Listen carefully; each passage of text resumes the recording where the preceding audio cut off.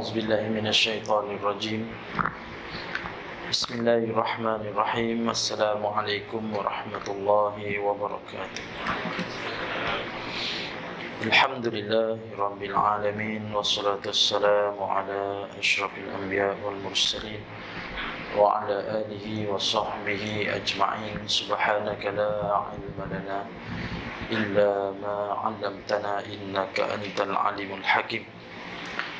رب اشرح لي صدري ويسر لي أمري واحلل عقدة من لساني يفقهوا قولي. يا معلم إبراهيم الحكمة علمنا، يا مفهم سليمان فهمنا، ففهمناها سليمان وكلا آتينا حكما وعلما وسخرنا مع داود الجبال يسبحن والطير كنا فاعلين. يا رب سليمان ويا رب إبراهيم ويا رب موسى وعيسى ويا رب محمد صلى الله عليه وسلم، أخرجنا من ظلمات الجهل والنسيان برحمتك يا أرحم الراحمين. اللهم زدنا علما وارزقنا فهما برحمتك يا أرحم الراحمين. اللهم نورنا بنور علمك وأبعدنا النسيان برحمتك يا أرحم الراحمين. اللهم ارزقنا فهم النبيين وحفظ المرسلين وإلهام الملائكة المقربين برحمتك يا أرحم الراحمين. والحمد لله رب العالمين. Alhamdulillah, sama-sama kita manjatkan kesyukuran kepada Allah Subhanahu wa taala, keizinan daripada Allah Subhanahu wa taala. Pada malam ni kita ditemukan, mudah-mudahan kehadiran kita di rumah Allah Subhanahu wa taala ini Allah mencurahkan rahmat kepada kita dan mudah-mudahan menjadi salah satu dari amalan kebaikan di sisi Allah Subhanahu wa taala, insyaallah. Amin ya rabbal alamin. Pada jemaah sekalian, ibu-ibu, ayah-ayah yang belum berniat i'tikaf, sama-samalah niat i'tikaf. Nawaitul i'tikaf fi hadzal masjid lillahi ta'ala. Mudah-mudahan dengan kita beriktikaf di dalam rumah Allah Subhanahu wa taala ini, Allah berikan dengan ganjaran yang terlalu besar bagi orang yang berbuat demikian. Allah berikan padanya, kata Nabi, dengan 3 parit. Satu parit ni jarak di antara langit dengan bumi. Allah jauhkan dari diri dia ini daripada api neraka, jauh seperti mana langit dan bumi. 3 parit, begitulah jauhnya orang yang niat i'tikaf dalam masjid. Mudah-mudahan kita niat i'tikaf ini mendapat rahmat Allah Subhanahu wa taala, dapat ganjaran di sisi Allah Subhanahu wa taala, insyaallah. Ibu-ibu, ayah-ayah rahmat Allah Subhanahu wa taala, pada malam ni tajuk yang diberi ialah golongan yang kerugian di bulan Ramadan. InsyaAllah kita tak lama lagi akan bertemu dengan Ramadan Al-Mubarak. Malam ni adalah malam 22 Sya'ban. Malam 22 Sya'ban, kefarduan Shaim ataupun saum ni ialah pada bulan Sya'ban. Allah perintahkan kewajipan untuk umat Islam yang mentauhidkan Allah Subhanahu wa taala ini, iaitu kewajipan berpuasa. Turunnya ayat tersebut dalam bulan Sya'ban. Dalam Al-Quran Allah nyatakan, ya ayyuhallazina amanu kutiba alaikumussyiyam kama kutiba alal ladzina min qablikum la'allakum tattaqun. Ayat itu turun pada bulan Sya'ban. Selepas beberapa bulan turunnya ayat Quran yang Nabi SAW memohon kepada Allah Subhanahu wa taala dengan mengangkatkan kepalanya, meminta kepada Allah Subhanahu wa taala. Kalau kita kaji semula, kefarduan solat tu ialah pada 12 kerasulan. Tahun ke-12 Nabi ini menjadi rasul, Allah perintahkan untuk menunaikan ibadah solat, iaitu dalam peristiwa 27 Rejab tahun ke-12 kenabian. Nabi duduk di Makkah 12 tahun. Peristiwa Isra' Mi'raj. Jadi sebelum tu umat Islam tidak ada solat. Tetapi Nabi SAW solat. solat Nabi SAW satu hari itu 2 kali. 2 rakaat pada waktu siang, 2 rakaat pada waktu malam. Peristiwa tersebut selepas berlaku, Nabi SAW menyebarkan kepada umat Islam. Kat situ nak uji keimanan umat manusia di kalangan yang beriman pada Allah Ta'ala. Ada yang tidak percaya, ada yang duduk atas pagar, percaya tidak, ya ke tidak. Yang ketiga ialah yang yakin percaya itu adalah suruhan Allah Subhanahu Wa Ta'ala, sehingga kan mendapat gelaran As-Siddiq ialah kepada Sayyidina Abu Bakar radhiyallahu an. Ini peristiwa ialah peristiwa sembahyang. Nabi SAW selepas itu ancaman pembunuhan kata Nabi SAW, berlakulah rentetan satu peristiwa, nama dia peristiwa hijrah. Nabi pun berhijrah selepas 13 tahun. Setahun lepas kefarduan solat, Nabi pun berpindah daripada Mekah pergi ke Madinah. Disambut oleh orang Madinah, kedatangan Nabi SAW, berlaku piagam Madinah, mengangkat Nabi SAW sebagai pemimpin khalifah. Dan itulah di antara perjanjian pertama dalam dunia antara orang Islam dengan orang kafir dalam pembentukan piagam Madinah. Selepas pembentukan piagam Madinah, Nabi SAW duduk di dalam bumi Madinah, dan waktu itulah Nabi SAW mengangkatkan kepala. Sebab apa?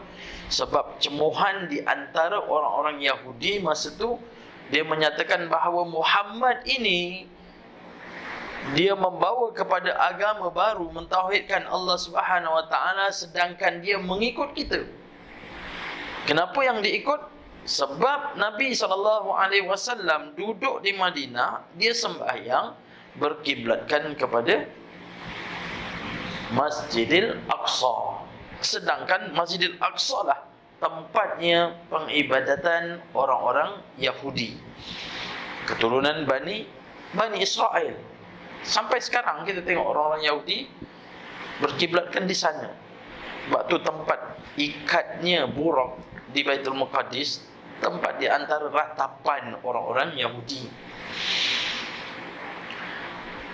Nabi SAW seorang kekasih kepada Allah Ta'ala, disebut Habibullah.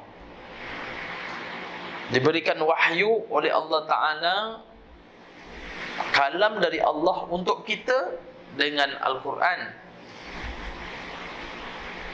In wahyu yuha, kata-kata Allah diberikan wahyu. Ahli syurga, kalam disampaikan kepada Nabi, jaminan ke atas Nabi itu ahli syurga. Dan dia adalah seorang Nabi, memohon pada Allah Subhanahu Wa Ta'ala setiap hari di Madinah, sehinggalah sampai satu masa hampir setahun lebih. Selepas setahun duduk Madinah, Nabi SAW, Allah turunkan ayat Al-Quran, qad nara taqalluba wajhika fis sama' falanwalliyannaka qiblatan tardaha fawalli wajhaka syatral masjidil haram. Terus berpaling Nabi SAW. Yang dulu berkiblatkan kepada Baitul Muqaddis, Allah perintahkan berkiblatkan kepada Masjidil Haram. Setahun lebih, ahli syurga, wahyu turun pada dia, dan dia dikatakan bahawa kekasih Allah, mohon pada Allah sampai setahun lebih, baru Allah Ta'ala kabulkan. Kita ni bukan dikatakan oleh Nabi ahli syurga. Siapa kat sini Nabi kata nama dia memang ahli syurga? Tak ada. Nabi bagi tahu ada 10 orang kan di antara sahabat Nabi. Nabi tak kata kita bukanlah di antara Nabi kata ahli syurga, tapi mudah-mudahan menjadi ahli syurga. Amin ya rabbal alamin. Kita bukannya kekasih Allah, seperti mana Nabi SAW disebut Habibullah, dan kita tak mendapat wahyu, tapi kita minta doa pada Allah Subhanahu Wa Ta'ala, tak sampailah bukannya setahun, seminggu minta dah rasa ratapan bila Allah nak bagi. Cuba tanya pada diri kita, kenapa jadi macam tu? Nanti kita akan jadi kupasan lah yang menyebabkan seseorang itu kerugian dalam bulan Ramadan. Ibu-ibu, ayah-ayah yang dirahmati Allah Subhanahu wa taala, sehingga kan waktu tu dapat sahaja wahyu daripada Allah Taala berkiblatkan kepada Masjidil Haram. Tidak beberapa lama kemudian, dalam bulan Sya'ban, 10 Sya'ban tahun yang kedua itu, Allah turunkan wahyu yang kedua berturutan selepas berpindah kiblat daripada Baitul Muqaddis ke Baitul Haram. Maka Allah turunkan ayat Syiah. Yang ini daripada Jibril. Solat daripada Allah Subhanahu wa taala. Cerita tentang puasa. Maka berpuasalah. Ya ayyuhallazina amanu, wahai orang yang beriman, kutiba alaikumusiyam, diwajibkan ke atas kamu berpuasa. Seperti mana orang yang sebelum kau, min qablikum la'allakum tattaqun, di antara orang-orang yang bertakwa. Jadi ibu-ibu, ayah-ayah yang dirahmati Allah Subhanahu wa taala, perihal puasa rupanya berlaku pada tahun 2 Hijrah. Jadi sebelum tu ada puasa? Ada puasa, tapi tidak berlaku kewajipan. Namun demikian, orang jahiliah dia berpuasa. Orang Yahudi berpuasa. Sebab itulah cerita tentang berubah kiblat daripada orang Yahudi yang diasak. Dia mengatakan kepada bahawasanya Islam mengikut kita. Rupanya puasa ni, orang Yahudi pun berpuasa. Dia berpuasa, puasa dia ialah pada hari Ashura. Dan Nabi SAW puasa tak hari Ashura? Ya, puasa hari Ashura. Allah berikan pelepasan, rasa kesyukuran kepada Nabi-Nabi yang terdahulu. Dan diberikan kelebihan daripada hari Ashura itu, hari yang 10 tu. Di antara 1 Muharram sampailah Ashura, itu yang dikatakan Ashura. Cerita Nabi Nuh alaihissalam, doa yang diangkat oleh Allah Ta'ala kepada Nabi Adam alaihissalam, selamat daripada Nabi Ibrahim alaihissalam. Banyak cerita pada 10 Muharram. Tapi yang ini 10 Sya'ban, turunnya tentang puasa. Orang dahulu puasa. Nabi-Nabi dahulu puasa. Tapi Nabi dahulu dia berpuasa, kebanyakan dia berpuasa ialah 3 hari di dalam setiap bulan Islam. Jadi dalam bulan Sya'ban ni turunlah perintah puasa.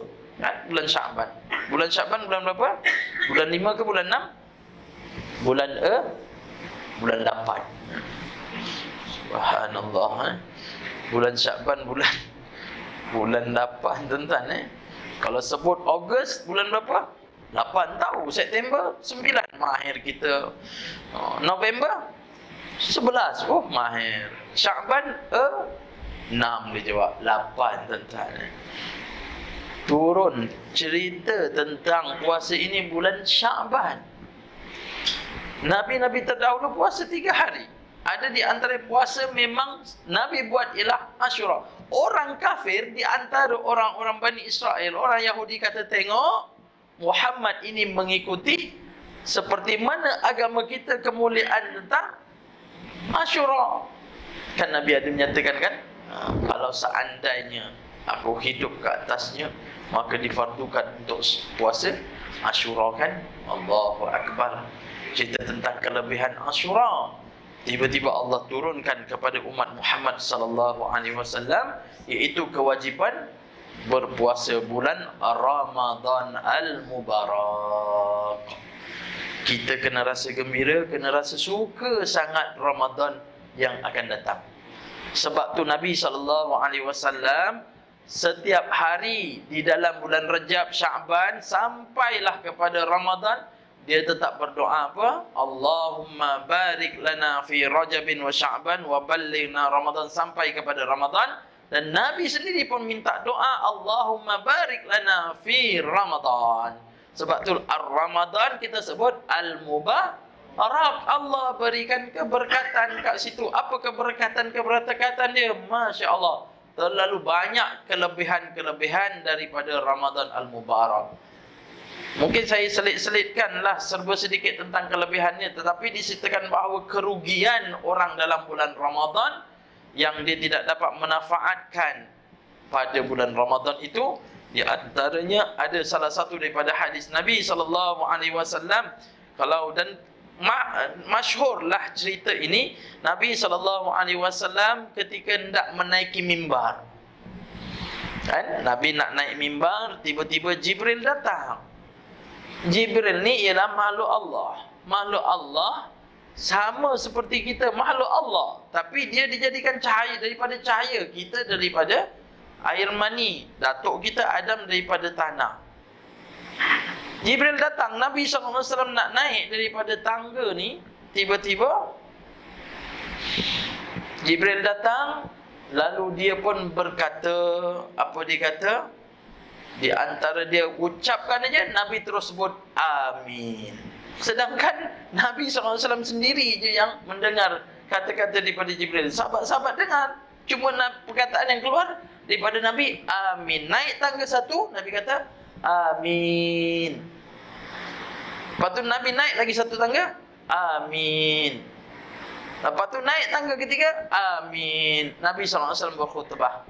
Habis khutbah, Nabi ditanya oleh para sahabat, ya Rasulullah, apabila kami ni melihat kamu ya Rasulullah naik tangga mimbar ni untuk berkhutbah, tiba-tiba kami kedengaran ucapan daripada mulutmu ya Rasulullah dengan kalimah amin. Apakah yang kamu katakan tersebut ya Rasulullah sehingga kamu mengaminkan? Apa kata Nabi SAW? Sesungguhnya telah datang Jibril masa aku naik ke atas tangga ini, dan Jibril mengatakan bahawa cilakalah. Nabi kata, Nabi menyatakan bahawa ucapan daripada Jibril, cilakalah di antara hamba-hamba Allah yang mempunyai ibu bapa dia, lalu ibu bapa dia ini tidak diambil peluang untuk jaga ibu bapa dia. Jibril katakan, Nabi SAW mengatakan, amin, cilakalah. Jadi ibu-ibu, ayah-ayah nama Allah Ta'ala, itu di antara pengajaran bagi kita. Ambillah manfaat selagi ibu ayah ada. Keredaan daripada hidup kita, keredaan ibu bapa. Lalu Nabi SAW menyatakan, yang kedua, bila aku dengar Jibril ini berkata juga, sesungguhnya cilakalah bagi orang-orang yang apabila seseorang itu bila mendengar kalam nama Muhammad SAW, lalu mereka tidak menyambut dengan pujian sallallahu alaihi wasallam, maka Nabi menyatakan bahawa Nabi kata amin. Jibril kata cilakalah orang tersebut. Dan yang ketiga, Nabi SAW mengatakan apa? Dia kata sesungguhnya Jibril mengatakan yang ketiga, cilakalah, iaitu orang yang apabila masuk sahaja bulan Ramadan dan habis bulan Ramadan, keluar Ramadan waktu itu, maka dosa-dosanya tidak terampun. Maka Nabi SAW mengatakan apa? Amin. Jadi ibu-ibu, ayah-ayah nama Allah Subhanahu Wa Taala, yang ketiga inilah di antara orang-orang yang teramat rugi sampai Ramadan dia tidak mengambil manfaat daripada kelebihan-kelebihan Ramadan al-Mubarak. Apa kelebihan Ramadan? Nanti saya ambil sikit-sikit, masukkan daripada kerugian daripada orang yang tidak mahu mencari Ramadan tersebut. Yang pertama di antara bulan Ramadan ni, apa yang perlu kita minta ialah minta pengampunan. Itu satu, yang pertama sekali, pengampunan daripada kita ini kepada Allah Subhanahu Wa Taala. Sebab apa? Sebab bulan Ramadan ni Allah bukakan pintu langit ni, semua dibuka. Pintu syurga dibuka, pintu neraka semua ditutup. Neraka dah siap ke? Dah siap, dah sedia, dah bersedia dah. Syurga pun dah tersedia dah. Mana tahu dah tersedia? Kita tengok cerita Isra' Mi'raj. Nabi SAW daripada Masjidil Haram ke Baitul Muqaddis. Perjalanan tersebut Nabi melaluinya, lalu dia terjumpa dengan beberapa peristiwa. Nabi dikejar, Nabi lihat orang yang pecahkan kepala, orang yang menggunting mulut dia, orang yang mengangkat bebanan, ada yang berenang di atas di dalam darah dan nanah, ada yang memakan daging busuk, ada yang kubur wangi. Banyak Nabi diperlihatkan oleh Allah Subhanahu Wa Taala bersama dengan Jibril, dan dia lihat sendiri bagaimana kedudukan neraka dan kedudukan syurga. Nabi lihat keadaan kedudukan neraka ini ramai di kalangan orang-orang perempuan. Tengok dalam syurga ramai di kalangan orang-orang miskin. Nabi cerita, Dah sedia? Dah. Sebenarnya Allah dah sediakan awal dah.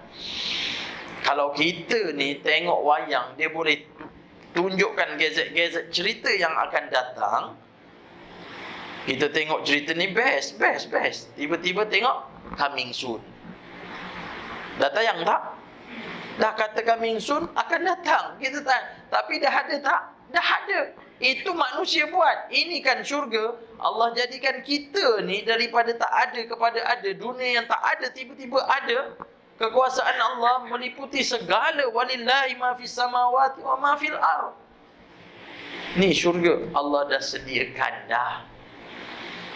Kalaulah seseorang sampai Ramadan tak nak ambil peluang minta pengampunan, sedangkan Nabi dah ajarkan, malahan yang ada kita tak baca pun, cuma kata apa? Amin. Siapa yang baca tu imam lah. Allahumma innaka afun karim tuhibbul afwa fa'fu anna ya karim.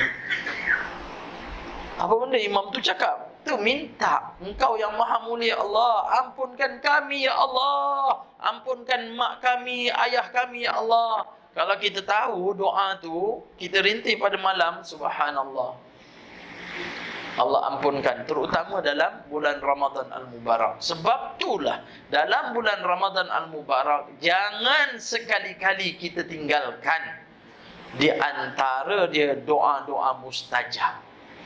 Bila doa mustajab ni? Ulama-ulama gariskan ada dua waktu di antara doa mustajab. Walaupun banyak, tapi di antara dua waktu ni kita ambil peluang. Pertama ialah dikatakan Nabi SAW pada sepertiga malam. Orang semua tidur, kita seorang bangun. Kita angkat doa, minta kepada Allah Subhanahu Wa Taala. Minta apa? Minta pengampunan pada Allah Subhanahu Wa Taala. Allah dengar, Allah dengar. Allah ampunkan. Percayalah. Sebab sifat Allah yang maha penyayang. Dosa macam mana sekali besar manusia, bila nak bertemu dengan Allah Ta'ala, Allah lagi cepat nak dekat dengan kita. Sebab Allah paling suka sangat bila hamba dia nak minta ampun pada Allah Subhanahu Ta'ala. Nabi SAW bagi tahu bagaimana kegembiraan seseorang yang bila dia bermusafir, lalu dia bawa dengan seekor unta dengan bekalan makanan dia, lalu dia berehat, tiba-tiba unta dia lari bersama dengan makanan, lalu dia terkontang-ganting di atas padang pasir. Tak tahu ke sana, tak tahu kanan, kiri, depan, belakang, cuma nampak ialah padang pasir. Yang dia harapkan ialah unta dia, tapi unta dia dah lari. Macam mana keadaan ketika itu? Keadaan terlalu takut sangat. Makanan dah tak ada dan dia rasakan bahawa hidup dia ni di hujung. Nyawa di hujung tanduk. Tunggu mati je lah. Tiba-tiba datang balik unta tu di hadapan tu. Apa perasaan dia? Tak terkata kegembiraan. Allah berikan penyambungan hayat dia mengikut akal. Gembira sangat manusia waktu itu. Seperti mana dapat unta merah. Sesungguhnya kegembiraan itu Allah Ta'ala datangkan kegembiraan Allah pada hambanya lebih daripada itu. Maha suci Allah. Untuk siapa? Orang yang bertaubat. Sebab tu di antara doa mustajab ialah sepertiga malam. Dan ulama menggariskan yang kedua, bila doa mustajab, iaitu doa seperti mana imam doa tadi, lepas solat fardu. Sebab tu lepas doa fardu jangan ambil ringan, ambil peluang betul-betul. Doalah. Kalau malas sangat, kalau tengok Tok Imam baca panjang, tahu Tok Imam ni, kalau yang ini Tok Imam ni memang baca panjang.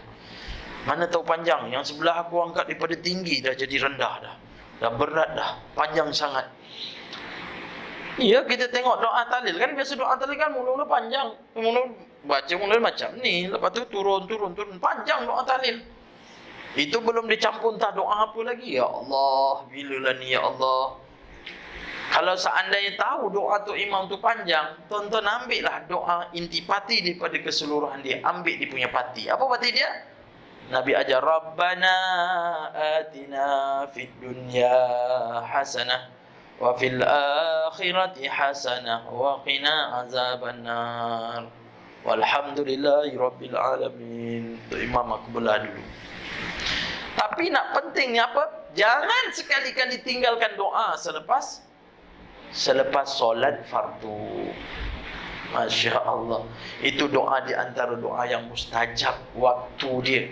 Walaupun ada di antara yang digariskan, di antara dua khutbah, di antara waktu hujan, di antara orang musafir. Memang doa-doa ni di antara orang yang Allah angkatkan mustajab. Apatah lagi doa orang yang dizolimi. Doa dia memang tak ada hijab. Doa daripada mak ayah, itu doa, semua doa yang mustajab. Tapi di antara yang saya bagi tahu tu dua lah waktu bulan Ramadan. Kalau kita tunggu waktu hujan, ya Allah bila nak hujan, aku nak doa waktu hujan, ya Allah, Allah bagi panas saja. Tak apa, ada waktu dia yang mustajab, iaitu waktu ketika mana selepas solat fardu. Minta pada Allah Subhanahu Wa Taala keampunan. Itu yang pertama sekali. Kalau sampai Ramadan dia tak minta pengampunan Allah Ta'ala, itu yang Nabi kata, sampai berlalu sahaja Ramadan, lalu mereka ini tidak mendapat pengampunan. Yang kedua, di antara orang yang rugi dalam bulan Ramadan ini, dia tidak ambil peluang dengan kelebihan membaca Al-Quran. Sebab itulah kita ambillah peluang baca Quran. Dan kebiasaan dah bulan Ramadan lah kita ada tadarus. Betul tak? Sebab orang tahu kelebihan daripada Al-Quran.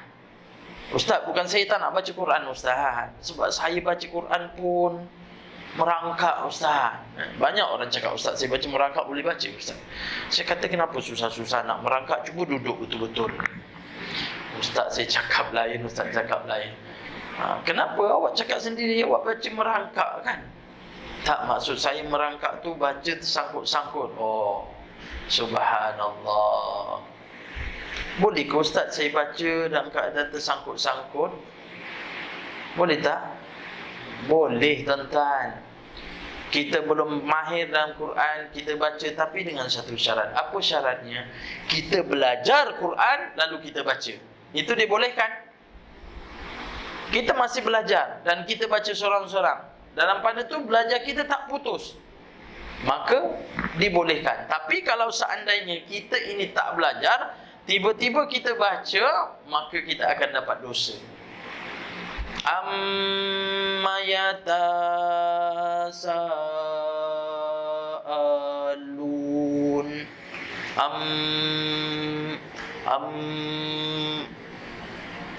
Dia langgar panjang pendek tu, maka dia tak belajar, berdosa. Tapi kalau seandainya dia ini belajar, dalam pada tu dia cuba mahirkan, Allah beri pahala dia 2 pahala. Dia belajar, tapi dia dalam bacaan kena senapas lah. Tapi disebabkan dia baru belajar kan, la yuhibbullahul jahra bisu'i wal fahsya. Dibaca macam tu. Sebenarnya orang baca itu boleh, tapi dapat 2 pahala dia. Dapat 2 pahala Allah bagi. Kalau dia baca laju, wasari'u ila maghfiratin min rabbikum wa jannatin arduha as-samawati wal ardu 'iddat lil muttaqin. Dapat 1 pahala. Baca gagap-gagap dapat 2 pahala, baca laju-laju dapat 1 pahala. Mana untung? Nak baca gagap-gagap ke nak baca laju? Kalau macam tu baik saya baca gagap-gagap, Ustaz. Sebab baca gagap-gagap dapat 2, saya baca laju dapat 1. Kalau dengar macam tu terus balik, jawapan dia, rugilah kita. Sebab apa rugi? Sebab orang yang baca laju dengan mahir Quran, waratil Quran tartila, bacaan dia ni seumpama pahala bagi para nabi. Dia baca ni laju, pahala seumpamanya para nabi. Yang dia baca gagap-gagap diberikan 2 pahala. Pertama, pahala membaca Quran. Kedua, pahala belajar kesungguhan dia untuk membaca, dapat 2 pahala. Jadi ibu-ibu ayah-ayah nak baca laju ke baca perlahan? Bacalah dalam keadaan laju yang lancar dan betul. Jangan dah tahu baca laju dia gagap-gagap kan? Tapi Ustaz, saya masalahnya gagap-gagap pun satu, saya jadi takut pula. Nak baca apa Ustaz? Senang aja ibu-ibu, asalkan kita tahu bacaan itu betul, kita baca yang betul. Bacalah Qul huwallahu ahad. Allahus samad, lam yalid wa lam yulad wa lam yakul lahu kufuwan ahad. Sebab itulah ibu-ibu, ayah-ayah, selepas daripada solat, cuba amalkan baca suratul Ikhlas. Dan bacalah surah Muawwizat. Apa Muawwizat? Surah yang dua tu. Qul a'udzu birabbil falaq, qul a'udzu birabbin nas. Jangan tinggalkan qul huwallahu ahad. Ada di kalangan sahabat, dia tanya kepada Rasulullah, "Ya Rasulullah, dapati bahawa sahabatku ini waktu dia solat tidak putus-putus. Rakaat pertama, rakaat kedua qul huwallahu ahad, rakaat kedua qul huwallahu ahad. Besok rakaat pertama qul huwallahu ahad, rakaat kedua qul huwallahu ahad. Kalau Ustaz Sufi maghrib qul huwallahu ahad, rakaat kedua qul huwallahu ahad, isyak qul huwallahu ahad, rakaat kedua qul huwallahu ahad." Silap-silap Ustaz Sufi. Ustaz Sufi apa? Ustaz Sufi kulhu. Tapi tuan-tuan tak tahu kelebihan daripada suratul Ikhlas tu sendiri. Subhanallah. Kalau siapa baca qul huwallahu ahad sekali je, kata Nabi. Ini Nabi kata, siapa baca qul huwallahu ahad, Allahus samad, lam yalid wa lam yulad wa lam yakul lahu kufuwan ahad. 4 ayat aja, pahala dia seumpama dia membaca 1/3 Quran 5 jam. 10 juzuk pahala dia kalau baca qul huwallahu ahad. Dan Nabi dia bagi tahu, bila kata dia asyik baca qul huwallahu ahad, Nabi kata sesungguhnya dialah ahli syurga. Nabi kata dia amalkan surah qul huwallahu ahad di dalam solat tu pun ahli syurga. Apa kata Nabi SAW? Siapa yang menyebutkan kalimah dengan suratul Ikhlas satu hari sebanyak 10 kali, maka Allah akan sediakan dia di dalam syurga satu mahligai. 10 kali qul huwallahu ahad. Senang ke susah? Senang kan? Senang tak kita nak buat? Kenapa kita tak buat? Kenapa kita terlupa? Kenapa susah nak baca? Ulama-ulama mengatakan bahawa sesungguhnya berat untuk kita melakukan kerana diri kita ini terlalu banyak dosa. Berat kita nak datang ke rumah Allah untuk belajar. Berat untuk kita menunaikan solat dengan secara berjemaah. Sebab apa? Sebab diri kita banyak dosa. Jadi tanyalah pada diri kita, kalau seandainya berat kita ini untuk menunaikan salat tarawih, subhanallah, menandakan bahawa diri kita ini berat banyaknya dosa. Sebab tu syaitan ni membisik. Dia bisik je. Sebenarnya syaitan takut dengan kita ke kita takut dengan syaitan? Syaitannya tuan-tuan. Tuan-tuan takut dengan syaitan ke syaitan takut dengan tuan-tuan? Sebenarnya syaitan takut dengan kita. Kalau dia berani dia keluar, tapi dia tak keluar, dia bisik je. Betul tak? Syaitan datang bisik je kan?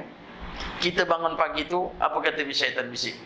Tak apa, baru pukul 4.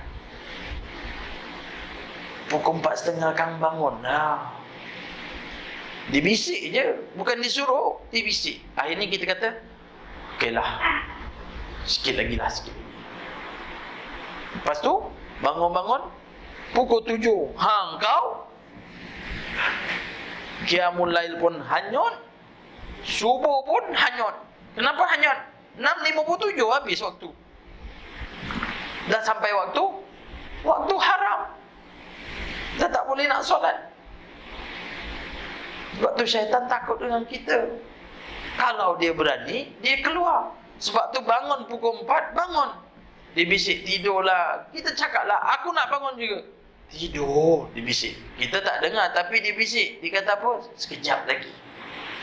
Kita cakap, kalau kau berani, kau keluar. Tuan-tuan cubalah buat. Kalau kau berani, kau keluar. Percayalah tuan-tuan, dia tak akan keluar. Sebab dia takut.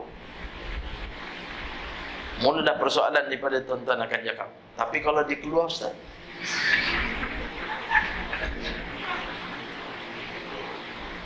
senang aja. Kalau dia keluar, lari. Tuan-tuan, sebab dia dah ada perjanjian. Perjanjiannya apa? Manusia tak nampak aku. Manusia tak nampak aku. Usia aku panjang sampai kiamat. Dan aku sentiasa muda. Ni syaitan. Ada mati juga. Yang kena langgar ada mati juga. Tapi dia beranak-beranak macam manusia. Memang manusia tak nampak aku. Sesekali kadang diuji juga. Termasuklah Ustaz Azhar Idrus diuji. Waktu dia berceramah, dia sorang-sorang macam saya lah. Dan habis berkerang dalam pukul 11. Ingat boleh balik, tak boleh balik. Orang nak salam, orang nak ambil gambar semua. Akhirnya nak balik lagi tak boleh. Sebab apa? Masjid dia sediakan jamuan. Dia pun makan. Akhirnya dah dekat pukul 12 baru balik. Dia bawa kereta. Bawa kereta dia pun jalan. Dia cerita ni. Saya tengok YouTube dia. Kata, dia datang, tiba-tiba ada satu kain putih melayang, terus lekapkan cermin dia. Tapi sebelah nampak. Dia jalan buat tak faham je. Ikut hukum akal, dia kata. Dia kata dia kena 2 kali. Ikut hukum akal. Kalau kain tu terlekat kat cermin, agak-agak kalau kita tempuh, saya bawa bukan perlahan, 100 lebih kata. Traffic light tapi tak ada dah. 1.5 saya bawa, agak-agak terbang tak baju kain tu. Terbang tapi dia tak terbang. Dia tengok melekat, diam. Lepas tu saya pun buat macam biasalah, dengan baca ke apa. Lama-lama dia pun pergi. Tapi pergi, dia kata saya pergi pun tengok cermin juga, kok ada kat belakang kata. Subhanallah. Tapi kita minta berlindunglah dengan Allah Ta'ala. Sebab tu diajar oleh Nabi. Keluar daripada rumah, Bismillahi tawakkaltu ala Allah. Bismillahilladzi la yadurruhu ma'asmihi syai'un fil ardi wala fis sama' wa huwas sami'ul alim. Tu doa protect. Dia ajar naik kenderaan, Subhanallazi sakhara lana hadza wa ma kunna lahu muqrinin. Kan diajar. Minta aja berlindung kepada Allah SWT. Itu yang kedua. Jangan tinggal Quran. 1 bulan kalau boleh, khatamkan. Siapa dapat khatamkan, Alhamdulillah. Ustaz, banyak Ustaz nak khatamkan. Sebenarnya dia ada sifir dia, ibu-ibu, ayah-ayah, nak khatam Quran.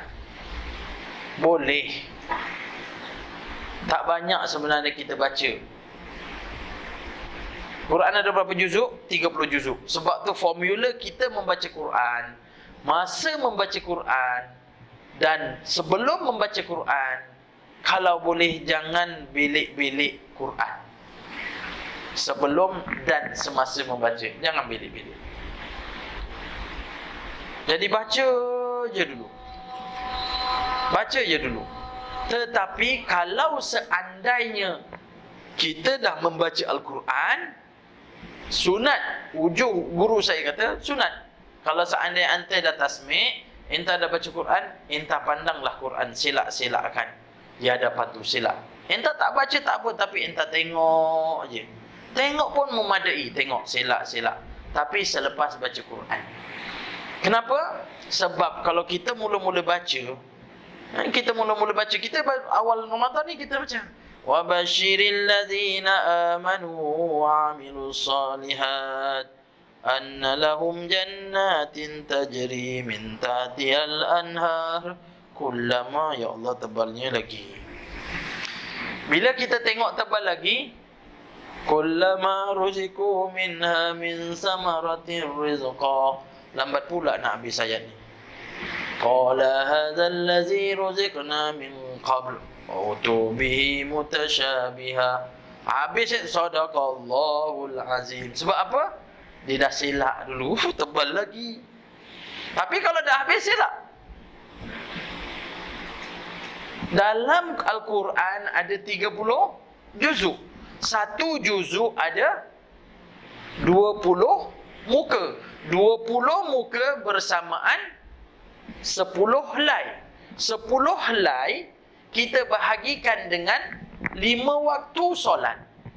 Bermaksud 1 waktu solat berapa helai? 2 helai. Lepas solat baca 2 helai. Banyak tu Ustaz. Kalau banyak, baca sehelai. Sehelai sebelum solat, sehelai selepas solat. Banyak ustaz, banyak tutup baring Yasin. Kita tak cuba. Kenapa tak nak cuba? Sebenarnya kalau satu like kita baca secara hadar, tak sampai 10 minit, tak sampai. 10 minit ni orang yang baca secara lambat. Lambat 10 minit. Cubalah baca satu muka tu. Lama tak? Tak lama. Wirid tu sebenarnya tak lama.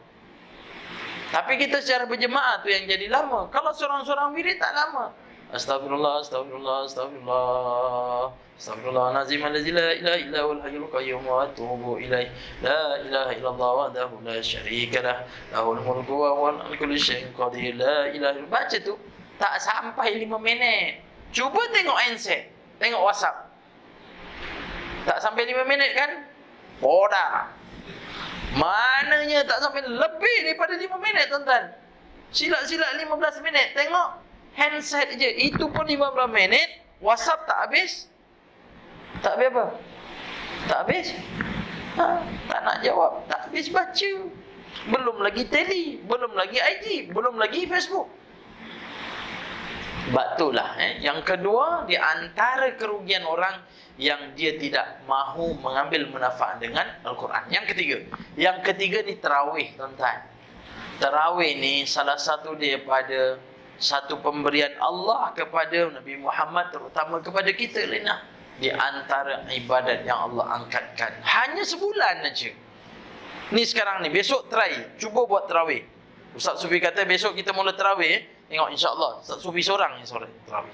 Sebab memang tak ada ajaran solat tarawih sebelum Ramadan. Tapi sampai Ramadan, sebab itulah Allah berikan keberkatan. Sampai Ramadan berkatnya orang semua berebut tarawih.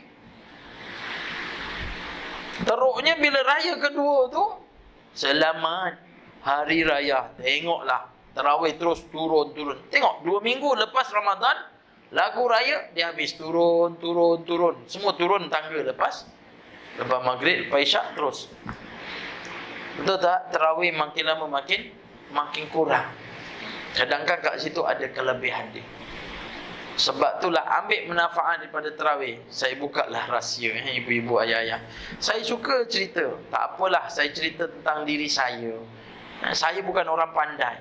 Ikhlas saya cakap. Saya sekolah bukan orang pandai. Saudara Fikin kenal saya. Saudara Fikin dia 6A, 5A. Kelas dia A, semua A. Saya 5B. Daripada 1 darjah 1, 1B, 2B, 3B, 4B. 3B, 3 masuk 3A. Itu pun tak sampai setengah tahun. Lepas tu cikgu keluarkan balik. Nampak darjah 2 macam pandai. Masuk 3, 3A. Lepas tu tengok, tak berapa pandai rupanya. Masuk balik 3B. 3B, 4B, 5B, 6B. Dulu cikgu kategorikan. A tu budak pandai. B ni budak yang baik. Tuan-tuan, itu saya, tuan-tuan. Saya cerita diri saya, tak apa. Tapi saya nak ceritakan rahsia ni Ramadan. Periksa penilaian 5A, semua skor banyak. 5A, 4A. Cikgu tengok tampangkan siapa 5A, ditulis kat satu papan tanda kat sekolah kan. Siapa 5A? Kawan saya 5A, Muhammad Lutfi Kasim 5A. Saya 5D. 5D di Dahlan. Tak ada A, tuan-tuan. Teruk saya. Kerja main aja, tuan-tuan. Masuk Titan 1, Titan 2, Titan 3 pun sama juga. Tapi taklah teruk macam sekolah rendah. Sekolah rendah kan waktu untuk kita gembira, suka je. Tengok anak-anak, masa kecil lah dia suka kan. Kan kita cerita peningkatan umur ni, dia berubah. Masa kanak-kanak dia cari gembira. Masa lepas itu dia cari ilmu. Masa ketiga dia cari kerja. Masa keempat dia cari pasangan. Masa kelima dia cari harta. Masa keenam dia cari kasih sayang. Masa ketujuh dia cari agama. Kenapa agama? Dah tu. Sebab dia tahu dah hujung-hujung. Itu yang tahu. Kecil memang gembira je. Masuk sekolah menengah, tuan-tuan. Sekolah menengah tu lah. Allah berikanlah waktu tu. Ayah ni noja pergi masjid, saya memang pergi masjid. Dan masa Tiatan 3, saya ingat saya Tiatan 3, lepas saja berbuka, saya cepat-cepat pergi masjid. Saya duduk saf pertama, saya duduk sini, ada jiran saya, Allah yarham. Waktu dia duduk sebelah sana. Saya baca, dia baca. Saya baca, dia baca. Dia tanya, dah juzuk berapa dah? Dan dia kata, baru juzuk 3. Awak pun sama. Besok berebut datang. Tahu tuan-tuan, sekolah kita sekolah sembahyang pun dalam keadaan macam mana sekolah menengah? Kita 1 Tiatan 2 sembahyang. Khusyuk tak? Tak ada khusyuk. Sekolah rendah tak payah ceritalah. Selepas kena balon dengan tali kambing. Saya kena balon tuan-tuan dengan tali kambing. Darjah 3. Main sampai maghrib baru balik. Balik dah dekat maghrib, 5 minit maghrib. Bilik air kat luar, berlari daripada belakang pokok pisang, masuk. Tawul kat dalam rumah, mandi dulu. Mandi dulu. Lepas mandi, tawul tak ada. Tengok kiri kanan tak ada. Tik tik tik tik tik tik. Toyol ni tuan-tuan. Tik tik tik. Darjah 3. Dulu. Kan bilik air kat luar kan? Sekarang bilik air kat mana? Dalam rumah. Mana ada dalam rumah? Dalam bilik. Betul tak? Dalam bilik. Lari. Bapa tak cakap apa.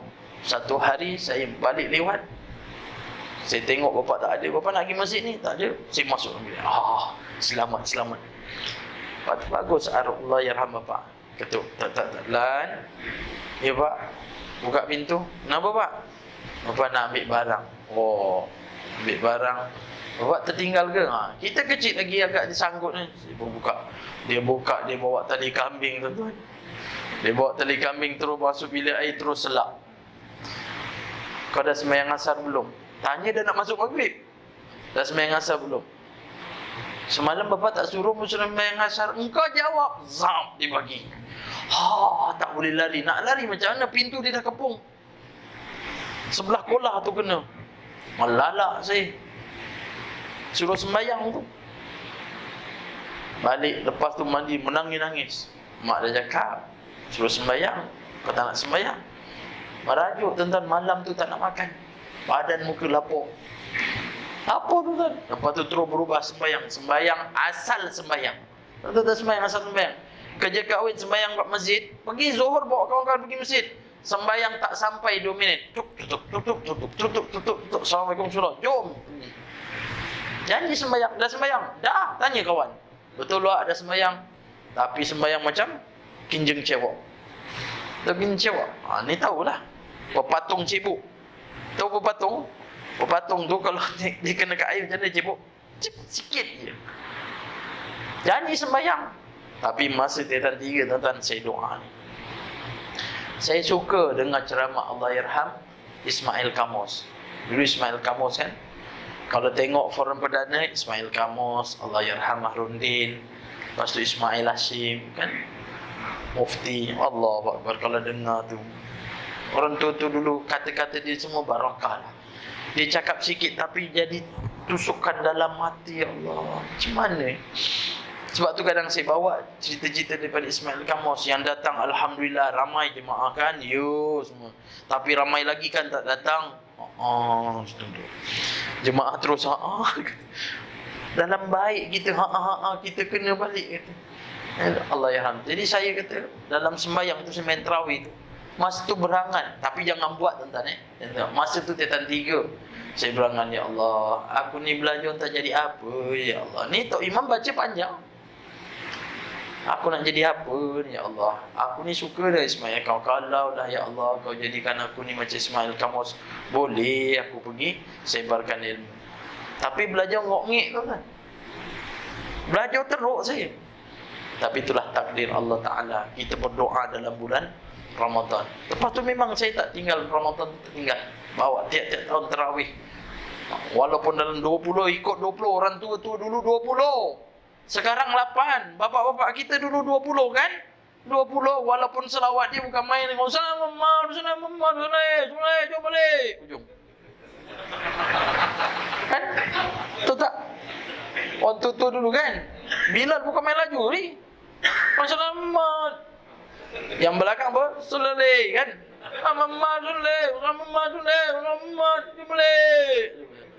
Ramai balik. Sungguh. Al-Khalifatul Awal. Dia baca Allahu Akbar. Yang belakang bangun tak? Macam buat. Tak bangun, tentang tunggu sampai waladhalin. Amin. Tunggu ayat tu. Dah nak ujung baru Allahu Akbar. Tapi buat juga dulu, buat juga tuan-tuan. Tapi doa kat situ. Saya minta doa. Akhirnya saya pun tak tahu sampai guru saya jumpa saya, ibu-ibu ayah-ayah. Sampai sekarang guru saya pun ada di WhatsApp. Dia boleh katakan tiap-tiap minggu dia hantarkan kuliah dia. Saya tak dapat ikuti kuliah dia, tapi dia hantarkan. Subhanallah, barakallahu fiik. Allah beri berkatlah pada guru saya. Memang tiap-tiap minggu dia hantar. Saya cuma cakap terima kasih ustaz, terima kasih murabbi, barakallahu fiik. Saya cakap tu je lah. Tapi dapat pengajian saya dengan dia. Apa ustaz guru saya cakap? Syekh, anak kenal siapa entah Syekh. Tuan-tuan tahu apa maksud dia? Aku tahu kau ni sekolah dulu macam mana. Tapi apa dia kata? Saya suka dengan awak. Allahu Akbar. Guru dah cakap saya suka dengan awak.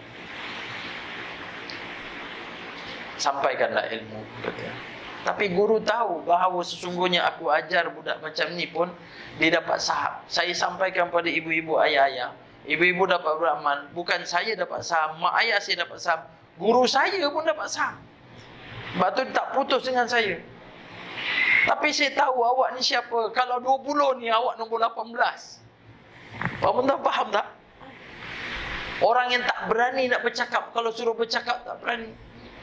Habis sekolah saya pergi ke sekolah saya mengajar balik sekolah sana. Jumpa sekolah Sayyidah Hadijah lah sekarang. Saya masuk sekolah tu daftar, cikgu saya ada 10 orang.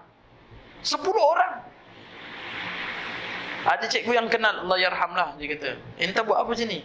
Saja ziarah sekolah lama. Oh. Rupa-rupanya saya mendaftar mengajar kat situ. Akhirnya besok datang. Entah rupa entah ngajar sini. Masa dia berbisik-bisik kat tu, kita orang puas kata. Kata nama Dahlan masuk mengajar. Dulu sekolah sini, Dahlan mana satu? Dahlan tak perasan dah budak. Memanglah cikgu akan kenal 3 je pelajar yang diingat kategori. Betul tak? Pertama, budak yang paling pandai. Saya ingat lagi kawan-kawan saya yang pandai-pandai. Budak-budak pandai saya ingat. Kalau universiti kenal, ni budak pandai. Asyik nombor 1 je. Pelajar bagus. Yang kedua budak nakal. Oh, kita kenal. Yang ketiga budak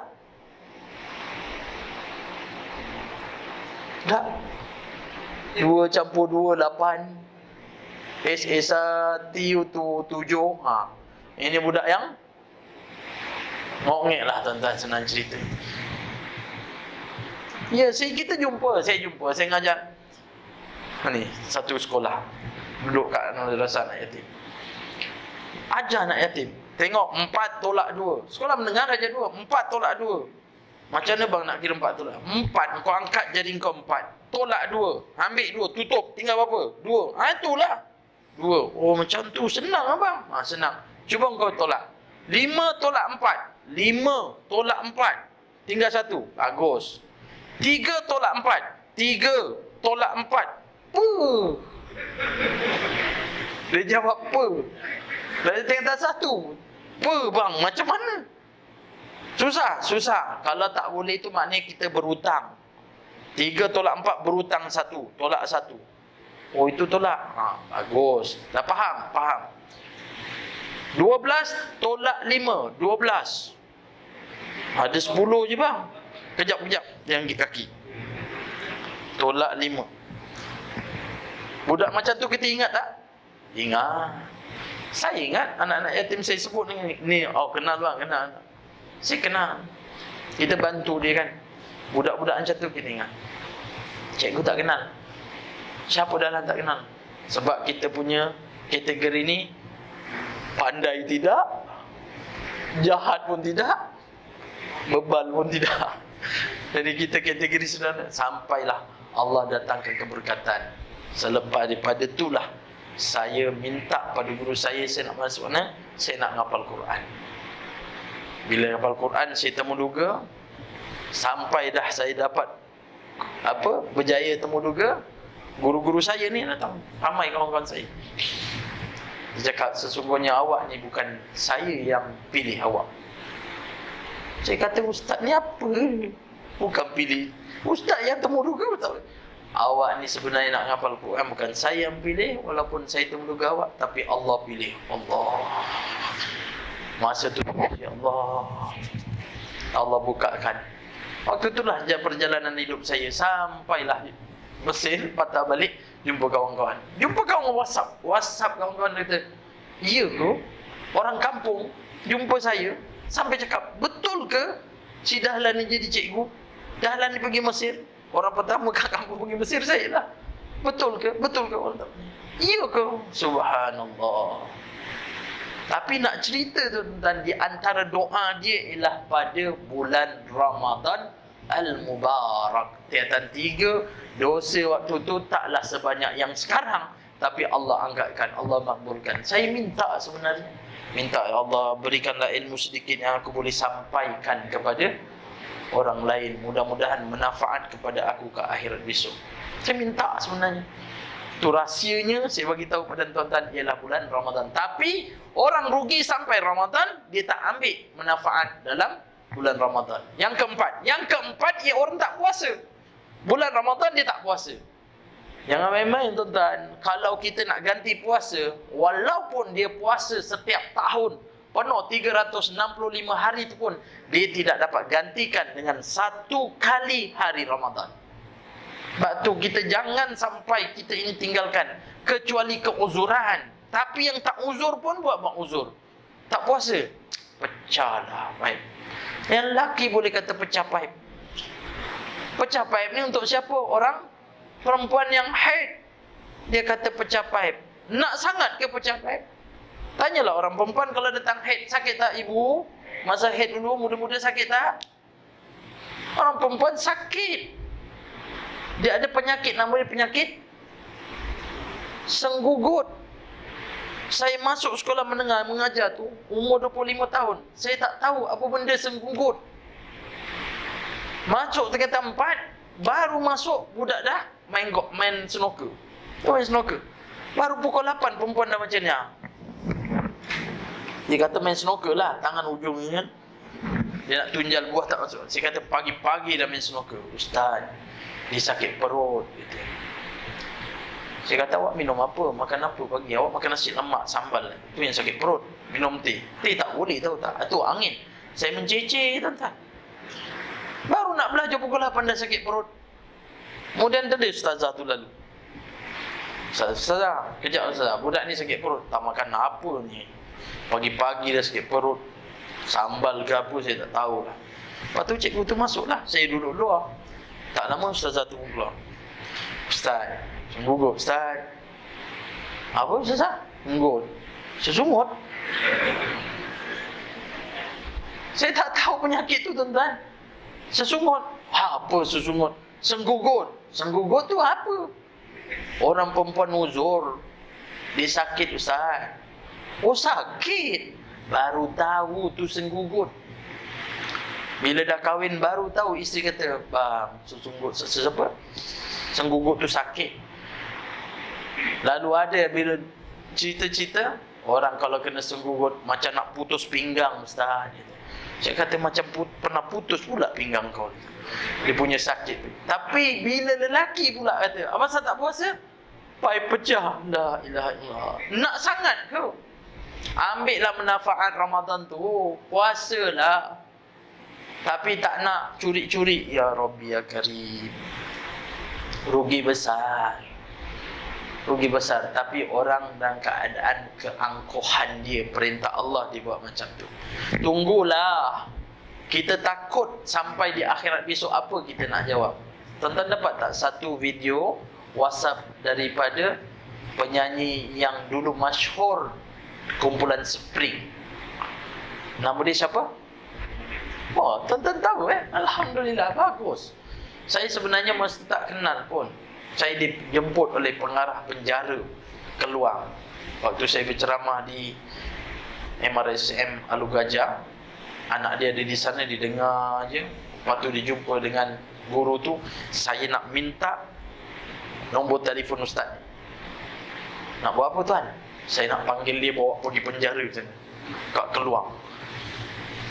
Saya tak tahu. Lepas tu dia telefon. Dia kata, tuan ustaz, saya ni sekian-sekian pengarah. Kata, ish, apa hal penjara pula ni? Kata, ustaz, saya nak jemput ustaz pergi keluar. Kita joint venture dengan pelajar untuk bagi ceramah, kata, dengan pelajar-pelajar dan pesalah-pesalah. Jadi saya pergi tu. Masa tu saya pergi, saya tengok ada satu meja tu, pegawai dia, sebelah dia Aming.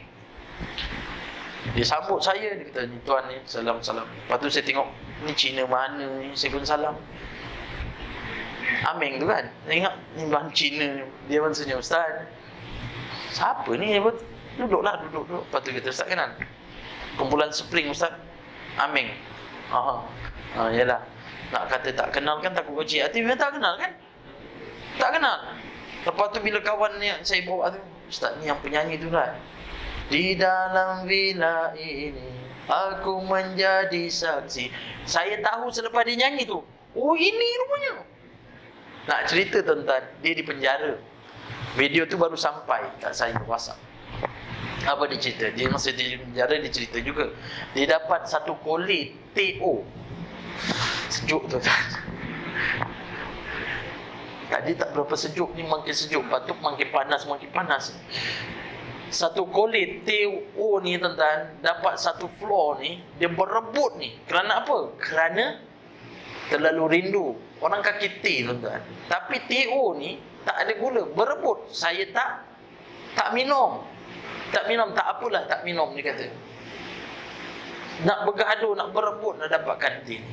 Tak minum. Betapa seksanya dulu kat sana. Tapi yang dia cerita ni tuan-tuan, bila saya dihukum rotan. Dia sama dengan seorang daripada jemaah ni kan, dia bagi tahulah, suruh cerita apa yang saya dihukum rotan, dia kata. Hukum rotan daripada salah dengan hukum sivil ni, saya diikat. Tangan saya diikat satu payu. Saya ditelanjangkan, dia cerita. Saya ditelanjangkan, dipegang oleh polis. Polis peluk, tangan peluk daripada depan. Belakang tu tak ada peluk. Kalau polis peluk belakang dia, polis yang kena kan. Ini polis peluk depan. Tu dia kata ditelanjangkan. Ponggong ni, dua ponggong tu memang tempat yang dia akan balun. Dia akan balun. Bila dia nyatakan kesalahan sekian, kamu dia akan rotan sebanyak sekian. Sebatan pertama, dia tarik zup, bunyi, dia kata. Dia tarik tu bunyi. Dia libas sekali, kata sekali dia libas, terus melempung, melepuh. Sekali libas, melepuh. Dia punya sakit tu menggigil, saya tahan. Lepas tu, dalam 10 saat, sebatan kedua, zap. Bukan dia pergi kat betis, pergi kat belakang. Tempat yang sama, puk, percikkan darah. Keluar percik darah. Menahan ni, kali ketiga dia rotan, zap.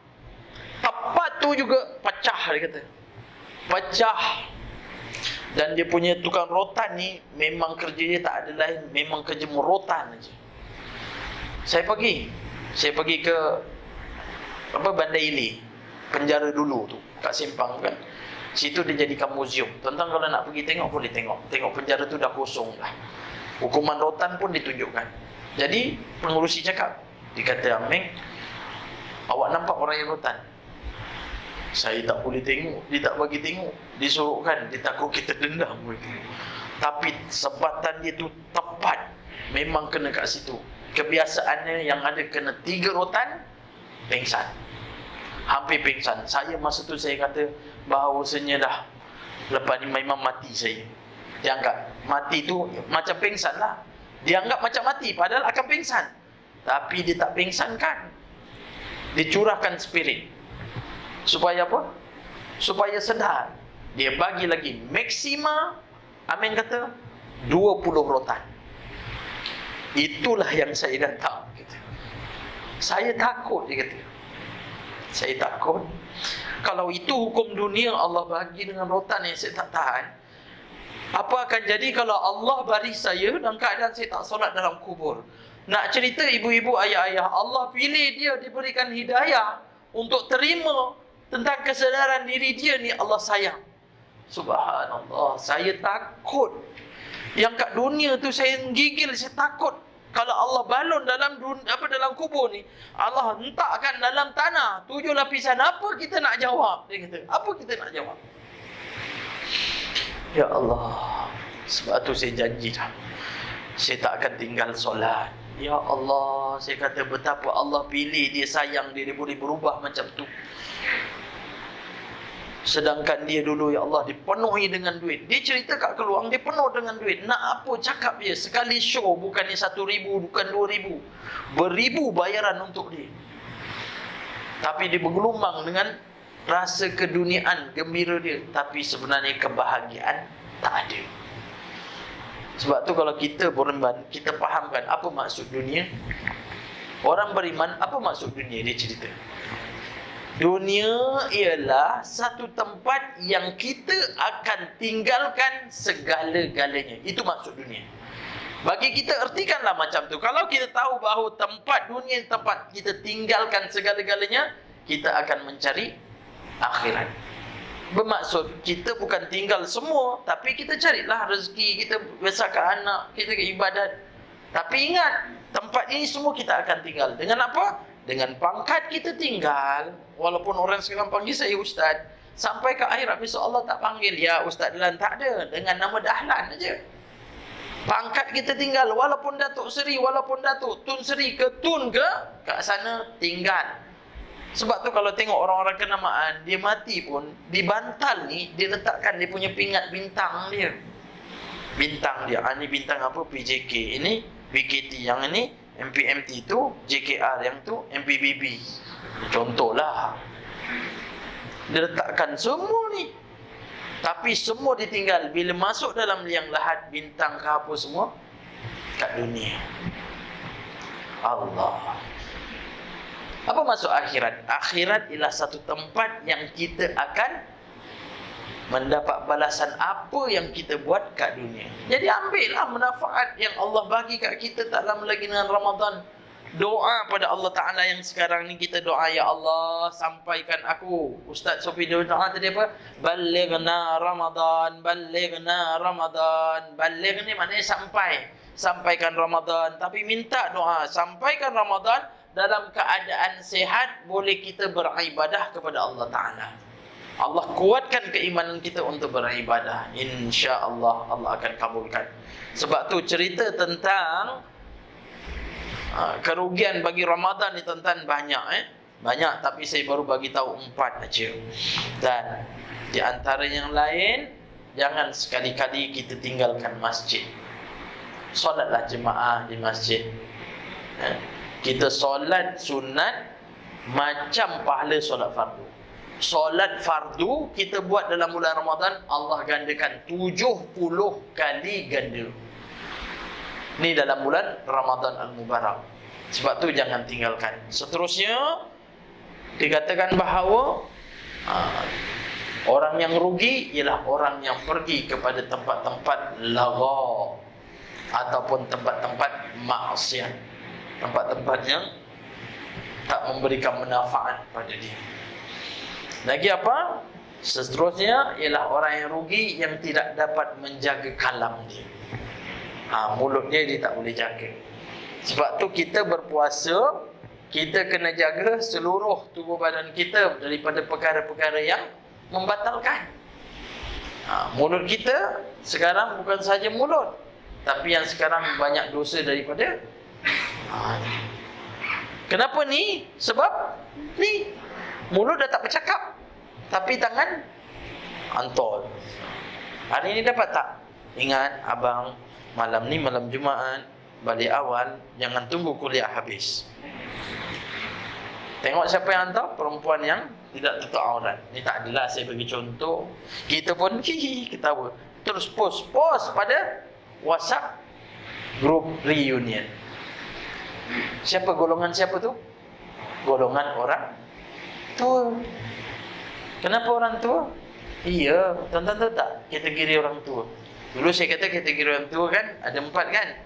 Tuan-tuan tahu, nak tahu tanda-tanda orang tua? Satu di antaranya, tanda orang tua ialah bila sembahyang, rukuk, i'tidal, berdetuk-detuk bunyi. Kalau tuan-tuan sembahyang dengar kan, kalau tahu orang sebelah tengok, mesti orang tua.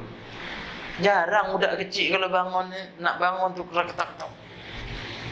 Itu yang pertama. Yang kedua, kalau dia sembahyang nak sujud, dia tak turun lutut dulu, dia turun tangan dulu.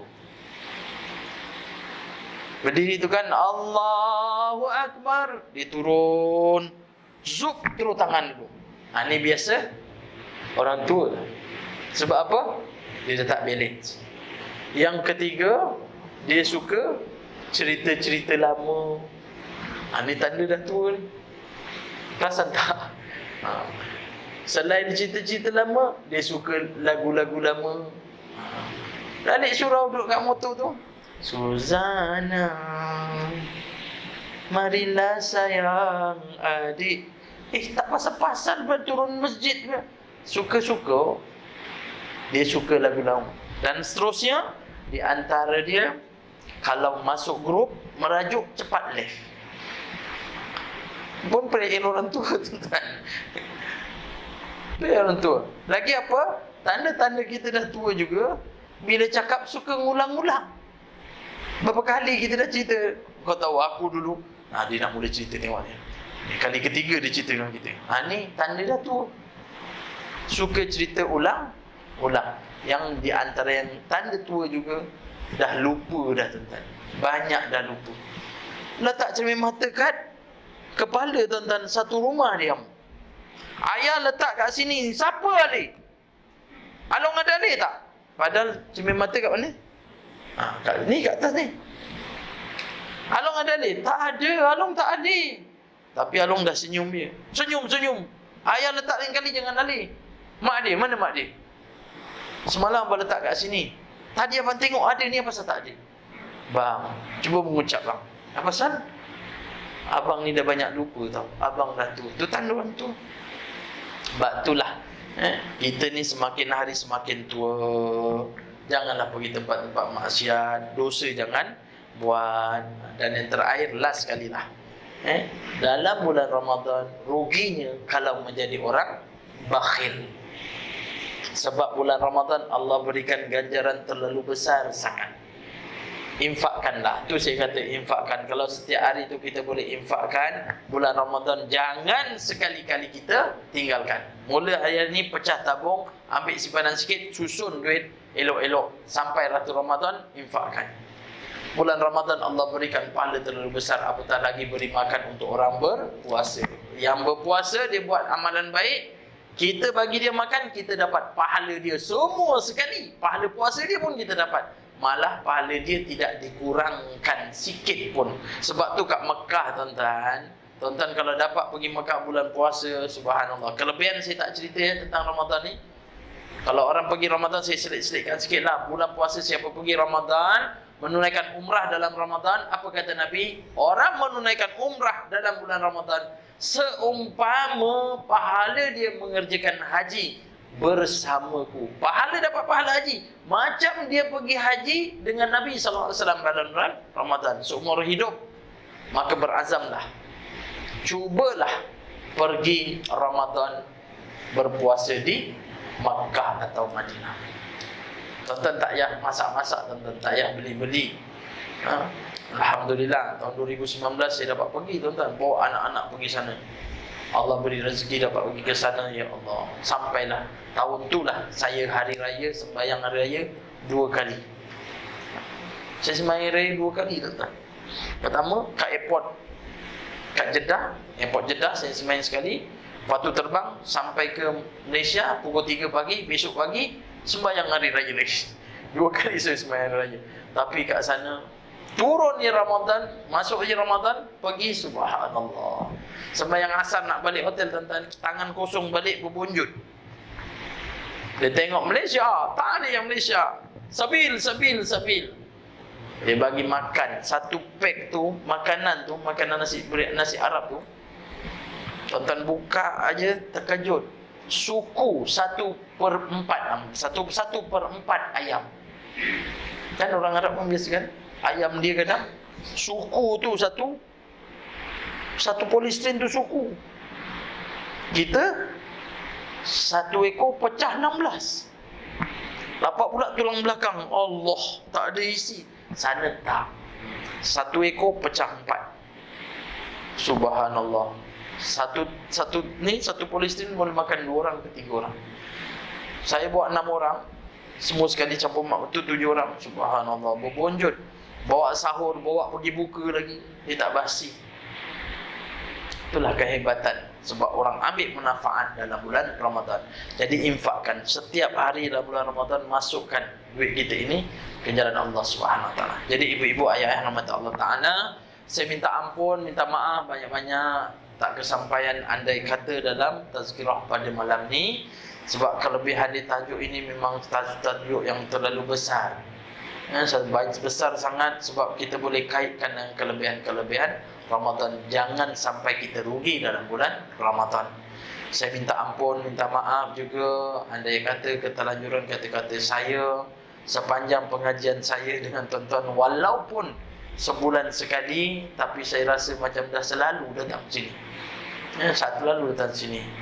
Jadi mungkin ada daripada kata-kata saya mengguris hati tuan-tuan. Saya minta ampun. Terkasar bahasa pun saya minta ampun. Dan halalkan segala apa yang tuan-tuan beri pada saya.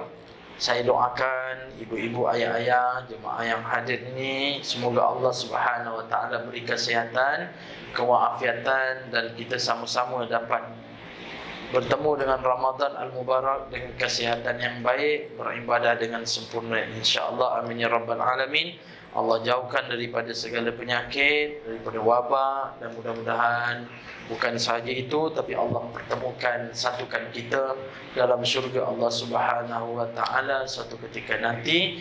Dan saya sudahi aku qauli hadza, astaghfirullah li wa lakum, subhanakallahumma wa bihamdika, asyhadu an la ilaha illa anta, astaghfiruka wa atubu ilaik. Bismillahirrahmanirrahim. Wal 'asri innal insana lafi khusr illa allazina amanu wa 'amilus shalihat wa tawasaw bil haqq wa tawasaw bis sabr.